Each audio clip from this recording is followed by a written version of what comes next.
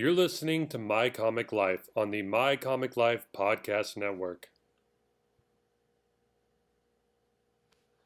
Welcome back to My Comic Life, folks. We are so thrilled you're here.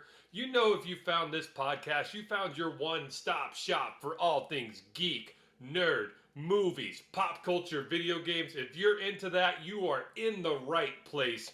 Joining me each week in the My Comic Life studio, folks, well, he's the only man I know who can beat Fang Foom in arm wrestling. Alex, say hello to the folks there, Alex. I'm taking on all dragons, my guy. Every single one of them. Fang Foom. What's his name? Sean Connery from that movie, that weird. Oh yeah, weird Dragonheart. Shit. I'm taking on Godzilla, like all of them. You know, I'm on a hot streak right now, bro. So it's happening. But what's going on, fans out there? We missed you oh so much as always. I can't wait to get into these amazing show that we've got for you this week. So Sam, can you please take us into it, my friend? The trailers are coming. The trailers are coming. The trailers are coming. Oh my gosh. We got a virtual feast for the eyes in the form of 3 big-time movie trailers dropping within the span of 1 week. Now, we here at My Comic Life will act as your personal Sherpas as we help guide you through the busiest week so far for fans of action and excitement. So saddle up, partner, because we're going to quickly touch on each of them.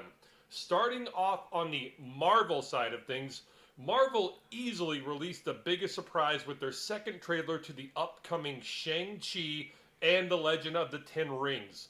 The roughly 2-minute trailer offers fans a glimpse into the origin of the Ten Rings and the legacy of Shang-Chi's family. After releasing the trailer, the talk on the internet focused not on one, but 2 very brief scenes. We see a shot of the protagonist Shang-Chi underwater and confronting an enormous dragon-type creature that many fans have theorized is none other than he whose limbs shatter mountains and whose back scrapes the sun, and personal friend of the show, Mr. Fang Foom himself. Alex, I gotta ask you, man, were you blown away by this cameo? Oh man, so you know, doing what I do, I keep my ears to the streets, bro. Like I have to when it comes to this comic book stuff. But so I wasn't necessarily blown away by it because I have seen the leaks from, and the leaks always come from the same place, dude. It's those damn Lego toys. So I knew that Fang Foom was in this movie. I just didn't know in what capacity. But it was still really cool to see him, even though we didn't really, the water was kind of murky, and I think they did that on purpose. They'll probably clean it up a lot more in the actual movie. You know how Marvel does. A lot of times their trailers don't necessarily match up with the scenes in the movie. But I thought it was a cool scene. I can't wait to see what it looks like on the big screen myself. Were you excited when you came up on the screen, or was it just kind of something that you knew was coming? No, the Lego leak did not reach my eyes. So when I saw this trailer, my jaw was on the ground. Like, I literally paused the trailer first watch through, backed it up like a few seconds, and I was watching it by myself, and I literally turned to no one and went, "No fucking way, no fucking way." I was like, is that Fang Foom? Really? I mean, just did not see this coming at all. I mean, just completely blew me away. But I mean, like, I was fanboy giggling over here that Marvel was finally going to introduce him. But Alex, I gotta ask you a follow-up question to this. Do you think the Black Dragon is a friend or foe of our protagonist? That's difficult to say because, I mean, you could easily say that he could be a foe, but the Fang Foom from the comic books is kind of, I guess, would be overpowered for somebody like Shang-Chi. I don't know if he's ever fought Shang-Chi or anything like that, but I do know traditionally Fang Foom is a villain of like Thor, somebody of that caliber. So unless Shang-Chi gets the 10 rings and he's out there, he's whooping ass and everything like that, then I just don't see him being somebody that would be a good matchup against Shang-Chi. I just feel like he'd stomp him into the ground. But uh, yeah. So to answer your question, I don't think he's friend or foe. I think he's just kind of like probably some kind of spiritual spirit animal. Some like maybe he has some coming to Jesus moment. I know he probably, but so that's probably where I see that going. But I could be wrong. So and I hope that I am wrong. But what do you think, Sam? Do you think that the Black Dragon is a buddy? Are we going to see a buddy cop routine with the Fang Foom, or are we going to see them go toe to toe Liu Kang style in the second Mortal Kombat movie? Oh my gosh! As much as I would love to see a buddy cop show starring Fang Foom and Shang Chi going all like Lethal Weapon style with it, like that would be fantastic. I think honestly, Fang Foom is kind of falling back on like a movie trope where you have like a giant guardian, like kind of like Aquaman, where like the Kraken was guardian or Right. was guarding the Triton here, and other things in other films, like big monsters and big beasts or three-headed dogs have always guarded the treasure that our protagonist has to get to. So no, I see him more as that, as like possibly Shang-Chi is on some quest to like go after like the 11th ring, or like the 12th ring or something there. And I think Fang Foom is guarding it. So I don't see him as like friend or foe. I see him more as just like a guardian that like Shang-Chi is either gonna have to like run up against or convince that he is worthy to like receive whatever it is that Fang Foom is protecting or guarding. That's what that scene looked like to me mainly. Man, that just like I know a lot of times you say that I blew your mind, but man, you got me this week because that was that. I hope that is the case because that would actually be pretty sweet. But that's not the only thing that had the internet talking about, and it wasn't even the best thing that had the internet talking for this trailer. Sam, what else did the trailer have for us? Yeah, the other crazy, mind-blowing thing popping up in this trailer, we then see a post-title card shot of a pit fighting sequence where we see the longtime foe of the Incredible Hulk, the Abomination, mid-fight with what looks like Wong, the longtime companion of Doctor Strange. Alex, again, were you equally blown away by this cameo? And just a little sidebar here. Who do you have winning this fight? uh, this one actually did catch me by surprise. I had no idea that Abomination was ever going to make it back into the MCU. So it was really nice to see him because you never really actually, I don't think you got to see him die. I haven't seen that Edward Norton Hulk movie in like probably more than a decade. But so it was really surprising to see him, and it took me a couple of watches to be like, because I was reading the message boards and everyone was like, "Is that Wong? Is that Wong? Is that Wong?" And I was like, "What the hell are you guys talking about?" And so I finally saw it. You had to really kind of slow it down to see his little, whatever they call it, that ring. He puts up the shields from the mirror world and everything like that. So, who do I have winning this fight? And we talked about a little bit about it off air, and I still feel the same. I think if this were the Earth 616 proper, the original Marvel universe, that Abomination would just turn Wong into a stain on the on the floor of the pit.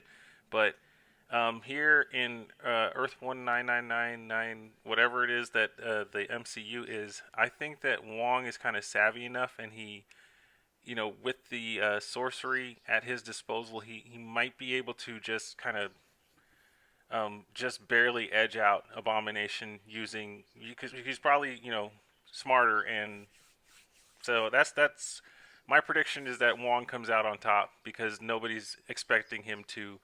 Who do you have in this fight? And were you as surprised as I was to see, this giant, weird, reptile creature coming at a Shaolin monk?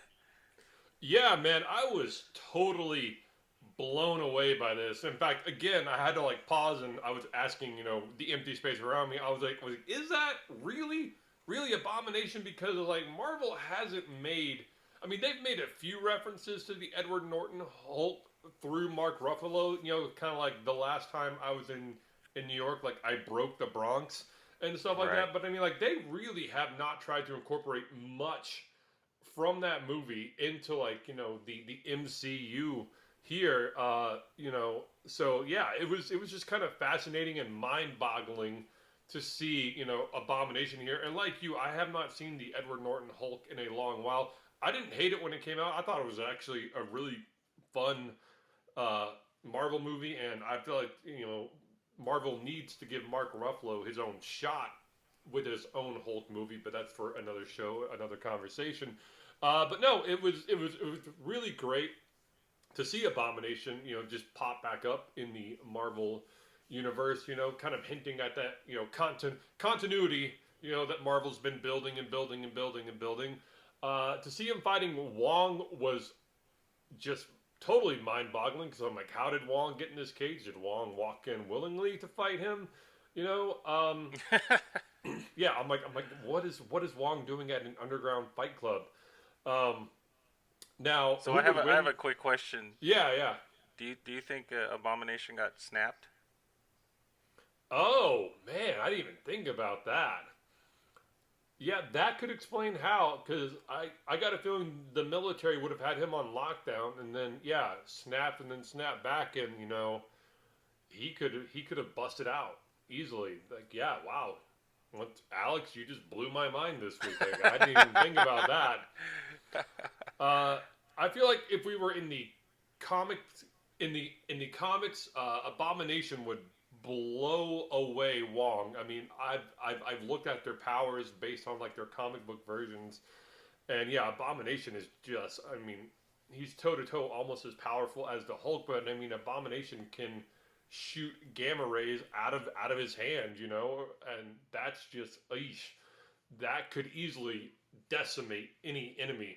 But going based on movie powers and what I've seen Wong do in the movies, I mean, like all Wong's got to do is, yeah, like we saw in the trailer here, throw up his shield and then use his sling ring to like open up a portal right as Abomination throws a punch at him, and then close that portal and cut off Abomination's arm, and there you Oh, go, like just like he fights. did that child of Thanos Yeah, yeah, yeah, in man. Just, Endgame. just, yeah, just much like that. I mean, so yeah, I would say Wong wins the fight in the movie, but would lose the fight in the comic. But I got to ask you something, Alex. Do you feel these cameos are something that should have stayed hidden until the movie's release?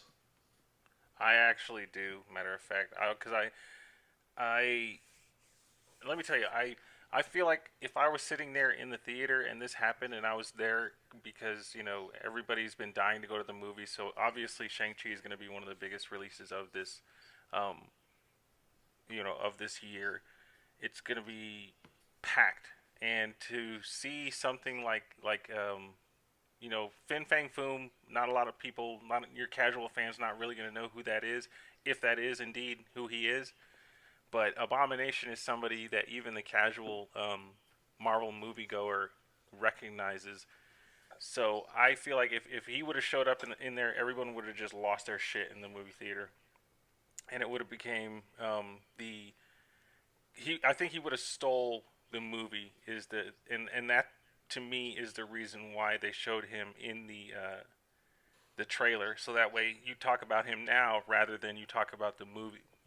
Shang-Chi in the movie and the other stuff in there when it does come out. That's personally how I feel. But what do you think, Sam?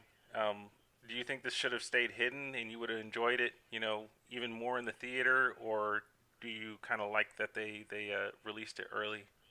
Do I wish it had stayed hidden? Yes.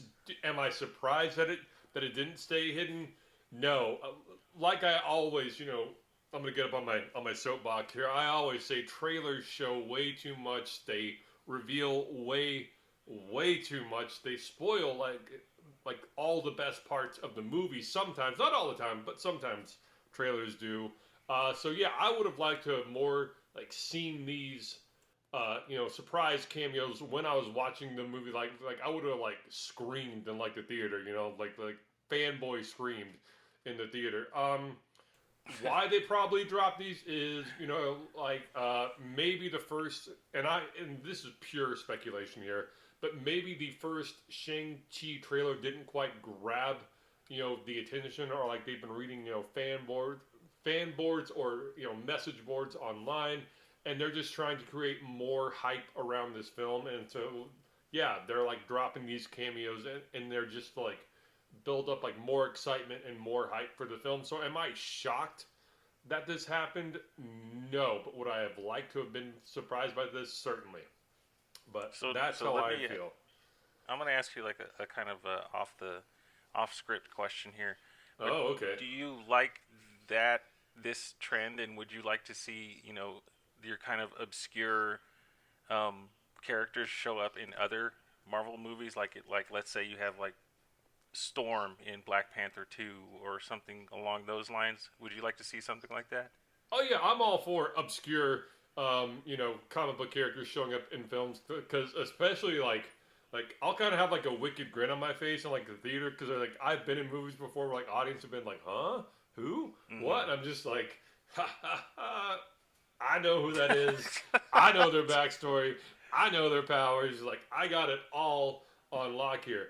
Do I want to see trailers though, like spoiling, like the reveal of these characters? No. I mean, I would have been so pissed if I had seen, and spoiler here, people, if I had seen Steve Rogers wielding Mjolnir in like Avengers Endgame in the trailer, man. Like I would have been so pissed that you would rob me of that surprise. Now I'm not saying the reveal of Fang Foom or Abomination is on that level, but I'm just saying like, you can keep a little mystery around these films. Like people are gonna go see them. Marvel is a brand now, a staple in our society, and it's not going anywhere anytime soon. Knock on wood. Right. But so yeah, so I mean, like, look, you slap the word Marvel before any movie trailer, you're guaranteed at least number one, number two spot at the box office. You don't got to quite drop all these big reveals on us to get us to like go see these films. Oh, absolutely. I 100% agree with that. That the fans like you or I, we were already going to go watch this movie. We didn't even have to go watch the first trailer in order to be on board with watching this movie. But I guess maybe to kind of grow the audience, they do kind of in that's basically you hit the nail right on the head. They're trying to just grow their audience with this trailer, and they did a great job, because for like what was it, like 12, 13 hours, all that anybody was talking about was Abomination, Wong, and Yeah. Fang Foom. So Yeah. yep, So mission accomplished. I mean, yeah, Marvel, you did good, Marvel. You did your job. But hey, guess what? Marvel wasn't the only one to release a mind-blowing trailer this week. Paramount released their own supercut trailer of the upcoming blockbuster Snake Eyes G.I. Joe Origins. And it looks like there's a theme with all these trailers we have delved into so far. Each trailer we've looked at this week has provided us with plenty of action, but also plenty of exposition, and Snake Eyes is no exception. We get a brief look at the Silent Ninja's not-so-silent origin, and the 2.5-minute trailer pulls back the curtain ever so slightly on the origin of the titular character's name. The action in this trailer was top-notch, and it looks like G.I. Joe Origins is going to be filled to the brim with plenty of it. Alex, did this trailer get you more hyped? It actually did. Now this one, I completely understand why they released this trailer, because the first one I was just like, pretty good. I probably won't go see it, but this trailer, man, like I will definitely be watching this movie, dude. It looked so bitchin', and I honestly might be a little bit more hyped to see this than some of the other trailers that we got to see this week. But that's that's kind of a little controversial, but it definitely grabbed my attention, and I will be checking out Snake Eyes for sure. What about you, Sam? Did you I know you were briefly speaking about it before the show, that this has gotten you a little bit more hyped. Yeah, here we were like 2-3 weeks ago, and I was like, not my Snake Eyes, man, not my Snake Eyes. Will not be seeing this opening weekend. Swear to you, I will not be seeing this opening weekend. I might go late night Sunday night if it gets decent reviews. And then Paramount goes and drops this trailer, and I'm just like, damn it, good on you, Paramount. You got me eating crow over here, eating my own words. Yeah, like this trailer looks way more fun, way more cool, just fun, great ninja action with some of that G.I. Joe universe thrown in there. I think we see a little bit of Scarlet and Lady Baroness in this trailer as well. And just, yeah, man, the fight scenes looked cooler. The cinematography looked great. The pacing looked like it was going to be fun. So, crap. Paramount, you've knocked me back from seeing this thing on a Sunday night to possibly going Saturday. So, good job there. Yeah, so, yeah, no, I totally agree with you, Alex. Yeah, this has got me more hyped, more excited. I was kind of like grinning at parts of this trailer. I'm just like, damn it, Like I said, I knew when this trailer dropped and I watched it, I was like, shit, I'm gonna be eating my words on the podcast this week. I was just like, damn it. But yeah, so we're getting Snake Eyes' origin story here, Alex. What other Joes do you think should get the origin treatment? Um, my answer is gonna go not with a Joe, but I would like to see Cobra Commander see his origin told in the movie form. I think that'd be pretty cool to watch, to see why he is the way he is, to see the because wasn't he who was he wasn't he like Gary Oldman or something in the Was in the he? original GI Joe movies? I can't remember who Cobra Commander was. I think it was somebody that was like way off. All I know is that But Joseph Gordon-Levitt voiced him in like the first one. The bad Channing Tatum one. Um, but yeah, don't know who I voiced think I him. think yeah. So um, to see his origin story would be really cool. I think that would be fun to watch.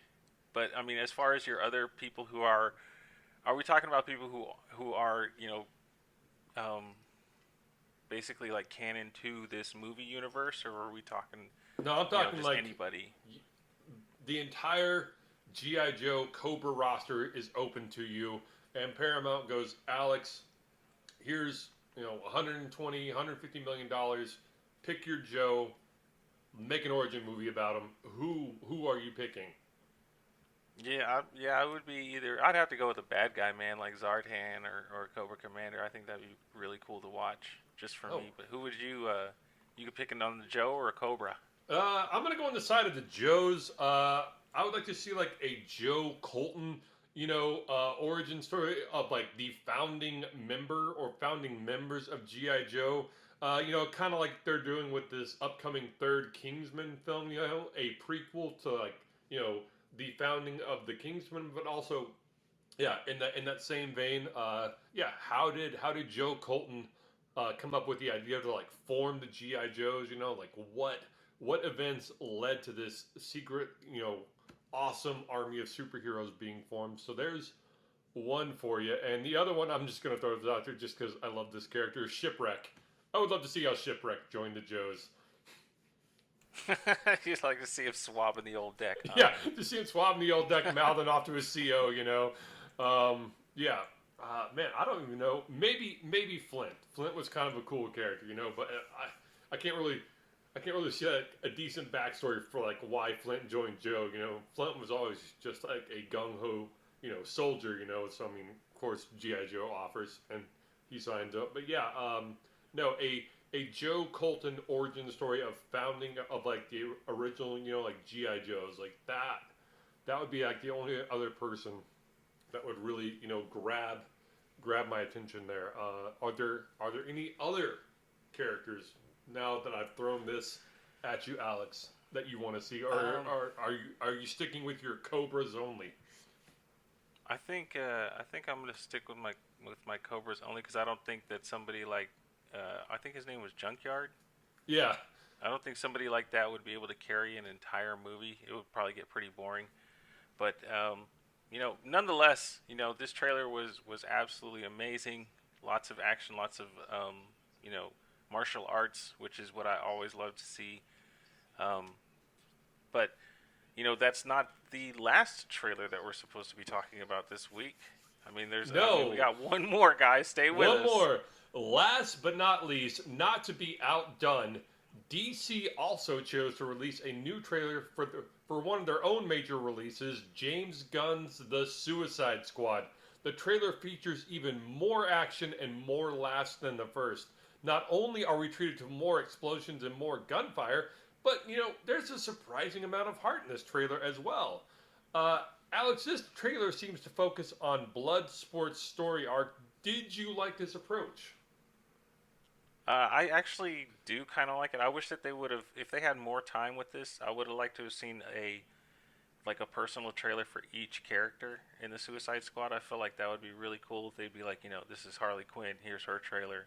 Here's Captain Flynn. Here's his trailer. Here's Bloodsport's trailer. Here's even Polka Dot Man's trailer. I think it would be really cool to do. It would definitely be very costly, but it would still be really cool to kind of get fans really jazzed up about it and be like, oh, did you see this trailer? Did you see his trailer? Did you see her trailer?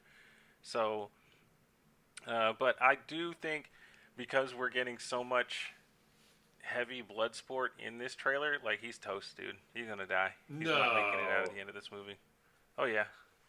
I don't know. They gave all the spotlight to like Harley and Deadshot in the in the first Suicide trailer, and they both made it out to the end. Yeah, but I mean, like Harley is always gonna. She's invincible, dude. She's Dominic Toretto. She's never gonna die, no matter what kind of crazy situation she gets herself in, just because of the popularity of the character. I am surprised that Will Smith didn't die at the end of that one, because really, most of them should have died, to be honest. But I just like I said, it's just with it weighing so heavily on this, and the daughter being like, oh, that's my dad. That's like, that to me, like, took me immediately back to Armageddon, with Liv Tyler being like, that's my dad, with like Bruce Willis and stuff, and it's like, this is 100% is Cue the what's going to Aerosmith happen. music. Yes, dude, we're getting another treatment of the Aerosmith. I promise you, dude. You heard it here first, ladies and gentlemen. Did you like this approach, Sam, or do you? I mean, I know you're not really a trailers guy, so tell me what you think. I would say the first trailer they released like piqued my curiosity, but I wanted a second trailer, so I was happy to see it. I wasn't expecting it, to be coming so soon. I do like them focusing on Bloodsport a little bit. I love the throwaway line of, he's in prison because he shot Superman with a kryptonite bullet and put him in a coma. Like, wow, that's brutal. That's cool. That was fun to see. And maybe Bloodsport is like our grounding, kind of like family character. Like the person that grounds the audience into this film with so many other characters that are just like way over the top here.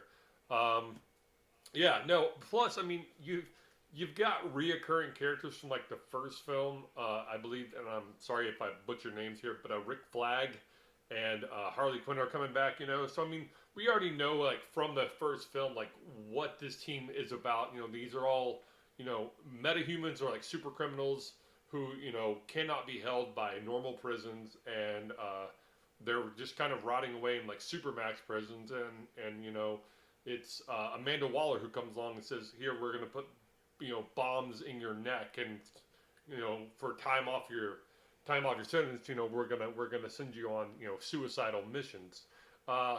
So yeah, 100%. I actually agree with you on that, but to me, it's just, he seems like the only person who has like any kind of motivation outside of getting time commuted off of my sentence, which I guess that's kind of like a worthy cause in and of itself. But he has like the highest stakes of the story, and this is a James Gunn production, so that to me is, it's like he's gonna be flying with the umbrella with Harley Quinn being like, that be your daddy, but I'm your pappy or whatever, Oh yeah, yeah. whatever. So, and it's just gonna be nothing but waterworks to see him die. So be prepared. I'm taking tissue with me. So, I advise you to do the same, my friend. Okay, so I got two questions for you here. Was this trailer necessary, and what was your favorite part of this trailer? Yeah, I wouldn't say that it was necessary. I am very happy to get it, but this movie's coming out in like what, like 2 weeks by the time at the time of this recording, maybe 2.5 weeks. So Is it really it's, coming I out like mean, that soon? I think it's like July 14th or something crazy like that. What? Like, but um, my favorite part of this trailer, I don't, I like all the King Shark stuff is really funny to me.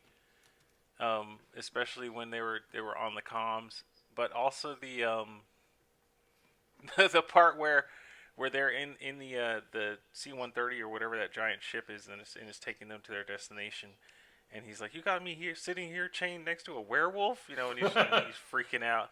Like I did think that was pretty funny, and a lot of the humor was my favorite part of the trailer, is what I'll say. But did you have a favorite part of this trailer, Oh, Sam? spot on with you there. The part, yes, on the jet, like where they're all getting strapped in, like about to take off, and like they're all in costume. Yeah, no, and just the humor of that part.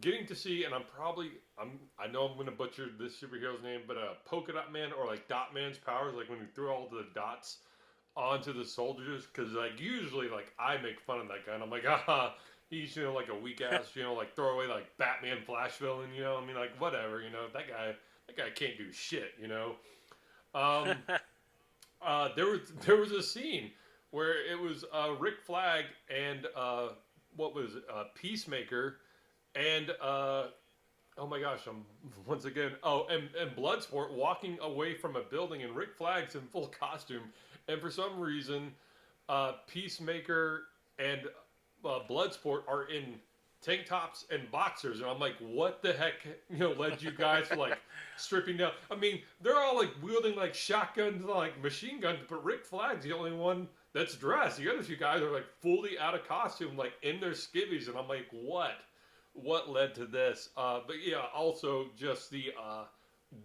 briefing room scene with like Peacemaker, you know, referring to what starfish as a slang term for buttholes, you know.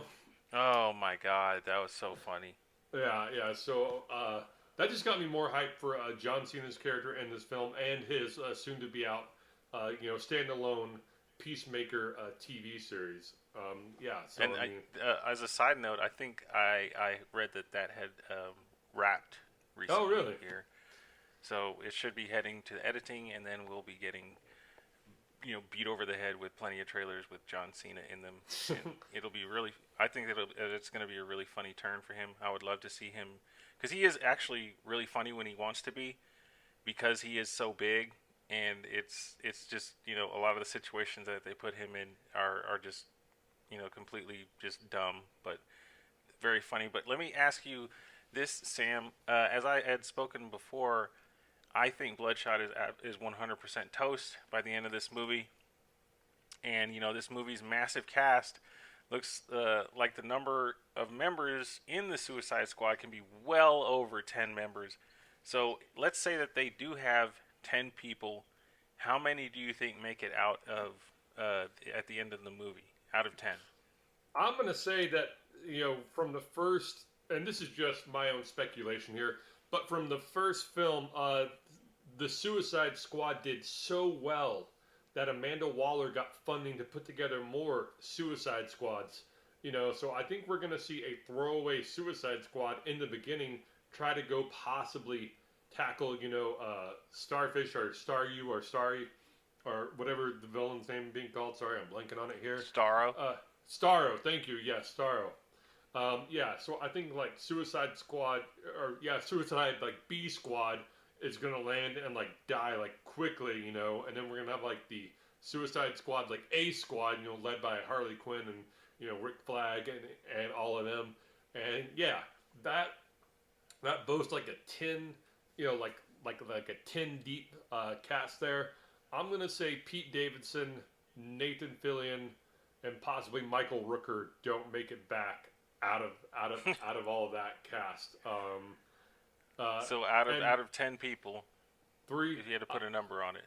four don't make it back out of 10. And I love all those actors. I love Nathan Fillion. I love Michael Rooker. I love Pete Davidson. And the ferret doesn't make it back. But I hope I'm wrong. I would love to see all these guys make it back for more Suicide Squad films. But those are my four that I'm voting on. Alex, same question to you. Who makes it back? Who doesn't? I think this one's going to be like more close to the name, and I think we might get maybe 3, maybe 4 people out of 10 that make it. Oh, wow.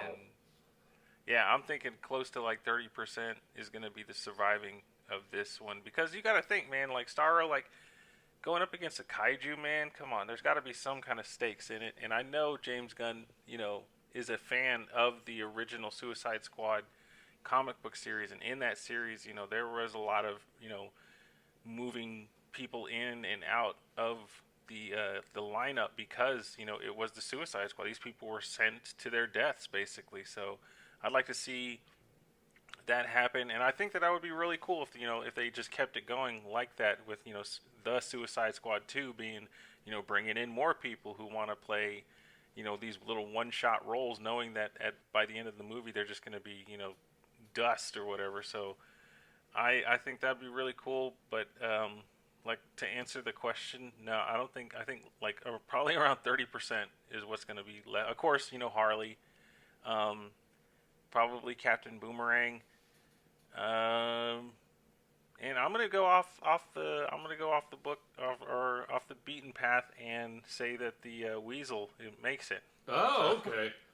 Well, that'll be fascinating to see which one of us is right then. Does the Weasel die or does the Weasel make it? Alex, and you guys listening at home, please, answer, in the comments, man. Does the Weasel bite the dust, or does the Weasel go on to live a very full life and get his sentence commuted, get out, get a shitty job as a cook in some weird restaurant, and pay his taxes and raise a little Weasel family? So let us know in the comments down below, or on Facebook page, Twitter. You can always reach out to us there. Let us know if you think Weasel dead or Weasel live. Yeah, and let us know who you think is going to survive this film and who's going to die. But Alex, wrapping up all this trailer talk, I got to ask you, of all the trailers released this week, which one was your favorite? How would you rank them, like 1, 2, 3? Okay. This one's tough because they were all really good. I would say 3 would probably be the Suicide Squad for me. This is not, any knock on, they're all fantastic trailers, like I said. But 3 would be the Suicide Squad. 2 would be Shang-Chi and the Legend of the Ten Rings, because like I said, I kind of felt like they should have held that off for the actual theater goer. And 1 is got to be Snake Eyes, because it was just right up my alley, dude. This shit was so tight to see, the motorcycle riding, the martial arts fighting, the swords, and everything like that. So that would be my rankings. What about you, Sam? Please Wow. give me your top, your 1 through 3. Mine cannot be more different than yours. Number 1 on my list, like coming in first place, would be Suicide Squad. Wow. Yeah, didn't see this one coming, but the trailer looks fantastic. I'm loving all the new members, loving their chemistry. I was laughing during this trailer with like King Shark and everything. So yeah, Suicide Squad number 1. Coming in at number 2, Shang-Chi, and Shang-Chi still looks amazing and fascinating and interesting, and I'm still really looking forward to like seeing this film. It just didn't quite grab me as much as the Suicide Squad trailer did, and no knock to this one at all. This one like really like surprised me and was a really well done trailer. But yeah, coming in at number 3 is Snake Eyes. But I mean, Snake Eyes, convinced me that I should probably go see this film either on opening day or on Saturday. But yeah, just Snake Eyes just couldn't compete with Shang-Chi and Suicide Squad though for me. I mean, I still thoroughly enjoyed the trailer. I've watched it 3 or 4 times, but yeah, that one comes in third for me. Wow. Yeah, you guys let us know in the comments on our YouTube page or on our Facebook page or tweet us. How would you rank these three trailers? Which one was the best and which one, I mean, still good, but just, deserves that third place. But hey, jumping from trailer talk to Disney Marvel TV series. That's right, folks. We're talking about Loki. Oh, it's time. It's that It time. is time. The third episode in the Marvel Studios Loki released on Disney Plus on June 23rd and is titled Lamentus. All right, folks, we're going to give you that famous My Comic Life spoiler alert countdown. Spoilers coming in 4, 3, 2, 1. Pause the episode here. Go watch this. I don't care how you have to watch it. Go watch it. I don't want to know how you watched it. Just go watch the show. Pause the podcast here. And then pick it back up because we are diving into spoilers here. The variant arrives at the TVA and attempts to find the timekeepers, followed by Loki, who uses a temp pad to teleport them both away and escape from Renslayer. They arrive at 2077 Lamentus 1, a moon that is soon to be crushed by a planet, and the temp pad runs out of power. Loki magically hides it, and the variant, who goes by the alias Sylvie, agrees to work with him to charge it. They sneak aboard a train bound for an evacuation spaceship, which they believe can recharge the temp pad. Loki, in very Loki fashion, draws attention to them, leading to a fight with guards who throw him off the train. Sylvie follows him only to find the temp pad broken, and the duo decides to finish the journey on foot and commandeer the Ark so they can use it to escape. Sylvie reveals that the TVA workers are all variants and were not created by the Timekeepers, as Mobius had claimed. Loki and Sylvie fight their way through the guards and a crowd of people attempting to board the Ark before they get there, meteors from the oncoming planet destroy the Ark. Alex, what did you think of this episode? I liked it a lot. I thought this was a little bit more story driven, and it was cool to see Loki kind of match wits with a variant of himself, and they were both, hard headed. Both of them think that they're the smartest person in the room. They both seem to have kind of these ulterior motives, and they both seem to be like kind of playing each other, and I think that it led to some really good interaction between the two of them. I did like that this episode kind of just basically focused on them, and that was it. Like, we didn't get any kind of side story on what was going on with Mobius or anything like that. It was just these two and their little mini adventure that they're still going on by the end of this episode. What about you? Did you like this episode, Sam? I did. This is kind of what I call like a slow burner episode because it kind of started out slow, but I mean, nothing wrong with that. You got some great back and forth, some great character development between Loki and Sylvie here, especially on the train, and then them having to hoof it on foot to the Ark. No, I mean, they sprinkled some action in there as well. The pacing was great, and yeah, like you said, they didn't jump back to the timekeepers for nothing beyond like the first like 2 minutes of it this episode, and they really let it be about Loki and Sylvie getting to know one another, and I thought that was a really great and strong and just good decision overall to have the episode be all just about them. Alex, did you have a favorite part of this episode? I think my favorite part was probably the that weird Asgardian drinking song that Loki was singing. I thought that was pretty cool. And kudos to Tom Hiddleston. I didn't know you had the pipes, my guy. So it was definitely a very Loki moment right there. Like, he has to be the center of attention, even as they are trying to avoid their own, like, just death and destruction.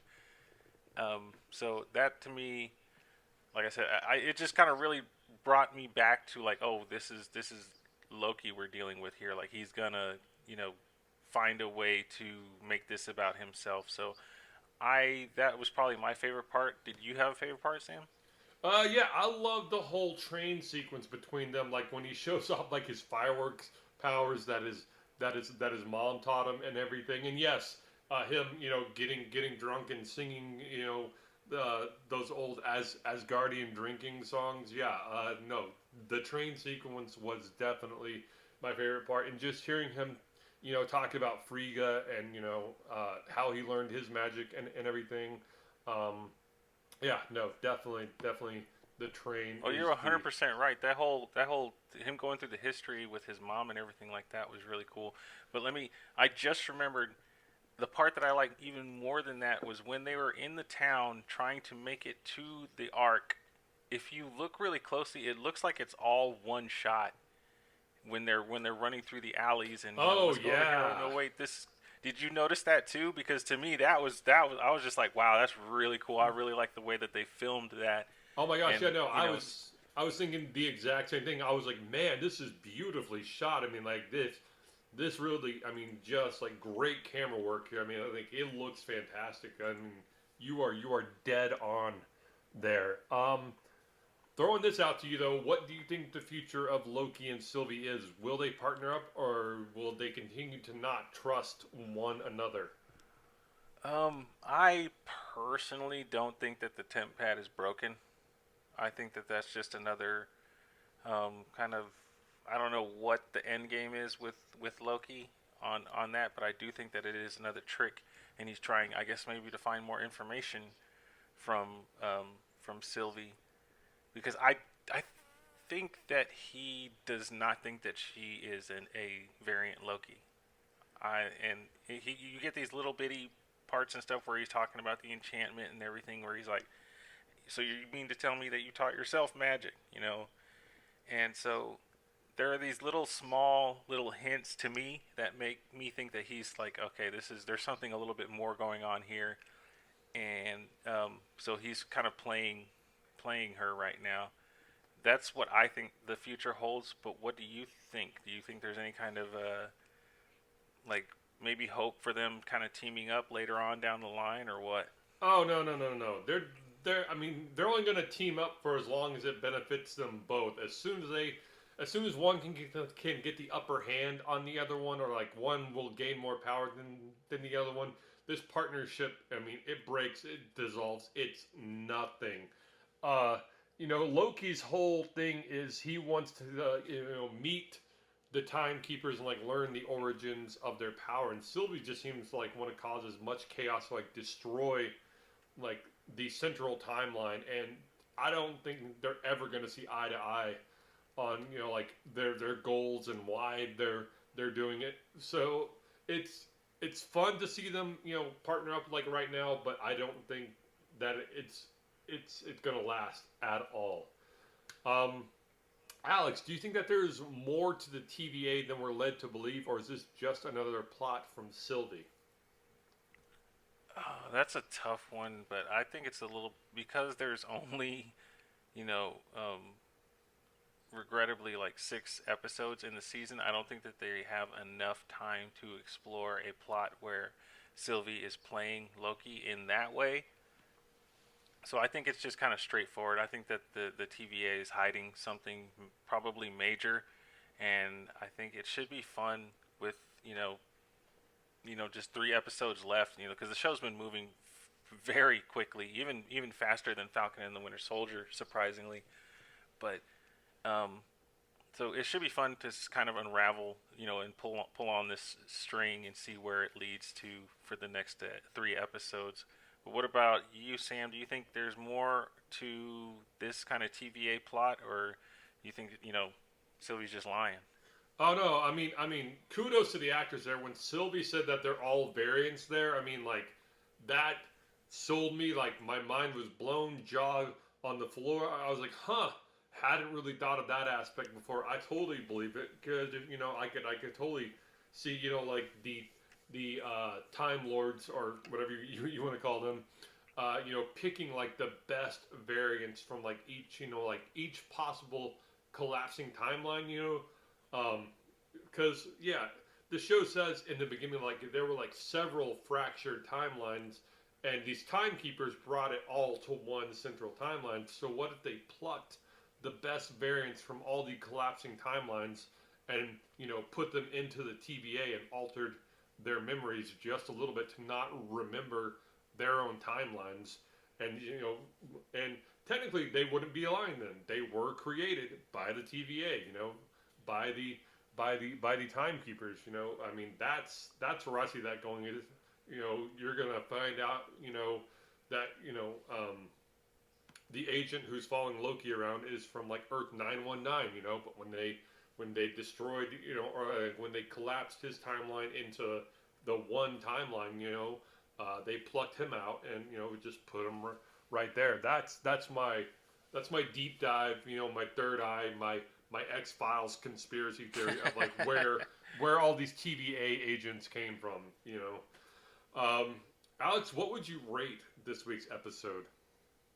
This one kind of dips down a little bit for me. I understand that they do need, their episode, at least one episode for some character building, and to kind of set the story arc in motion.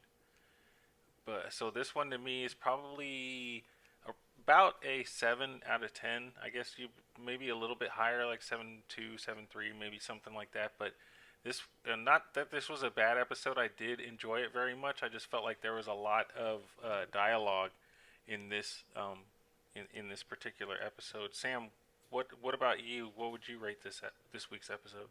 I'd give it about a 7.8. This was, like I said, a slow burner episode that was sometimes really heavy on dialogue, and nothing wrong with that. It was great to see Loki and Sylvie, dive or delve into their characters more, and them just building up their rapport and their back and forth. The pacing was just a little off this week for me. So yeah, it gets about a 7.8 for me. But Alex, absolutely. You're not gonna get an 8 out of us without Owen Wilson. I'll tell you that right now, Disney. Owen Wilson would have garnered that 8. But yeah, Alex, we've reached the halfway point of this series, this 6-episode season. What would you rate this series so far? This first half of the season, I would give it, with the 3 episodes combined, I'd probably give it about an 8. Yeah, I think the 8 is a good place for me to put what I've seen so far. Like we had touched on just briefly, the Owen Wilson and Tom Hiddleston, camaraderie. Their scenes together are amazing. Owen Wilson is like, let's please have this man be in the MCU on a more permanent basis somewhere, and Tom Hiddleston is, he's just killing it as Loki. I'm so glad that they decided to go with Chris Hemsworth as Thor, because I guess the two of them were both up for the role, and Hiddleston ended up with the Loki role. But I'm really glad that he did, because he has been just one of the best villains in the MCU, and I really like to see this kind of redemption arc that he's getting. So an 8 for me is about where I would put the first half of the season. I'm really excited to see what's coming for the next 3 episodes. And Sam, if you have any difference or any of opinion for these first 3 episodes? I'm slightly behind you. I'm giving it like a 7.8. Like a strong C+, a very fun, entertaining C+.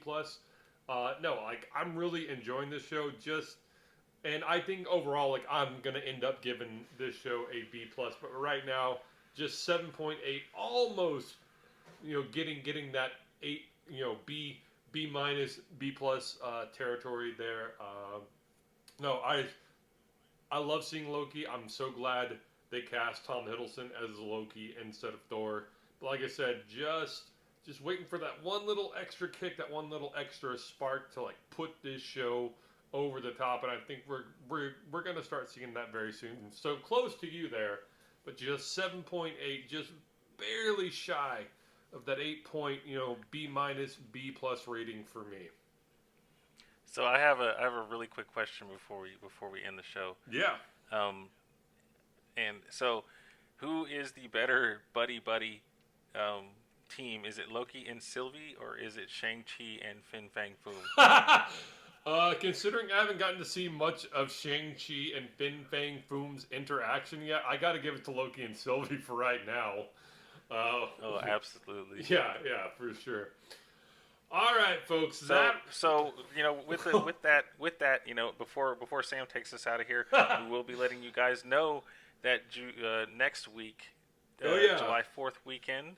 Please let them know, Sam. Oh yeah, sorry. So we normally record this show on Sunday nights and release it on Thursday or Friday of the following week. Next Sunday is the 4th of July, so Alex and I will be taking that week off to spend time with our families. But we'll be back at it, July 11th, I believe? Yes. So we'll be covering 2 episodes of Loki in that episode, so stay tuned there. But yeah, we are off next week, folks.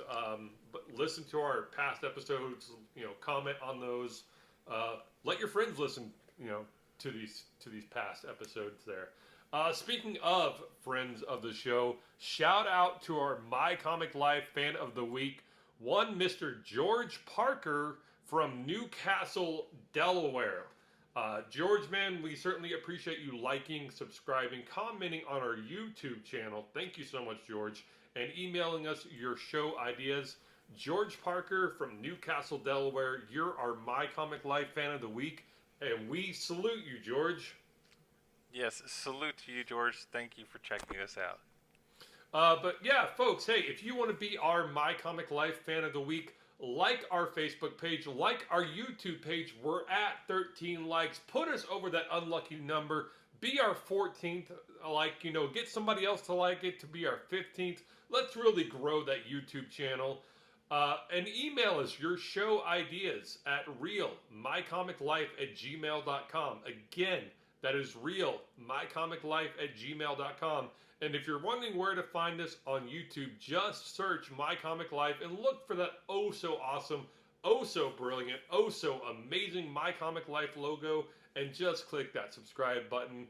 That really helps the show. And continue to like our Facebook page and comment on our posts. We love hearing from you guys, and we love interacting with all of our listeners. But as always, folks, this wraps up this week's episode of My Comic Life. So as always, ditch the herd, be a nerd. Stay strong out there, my friends.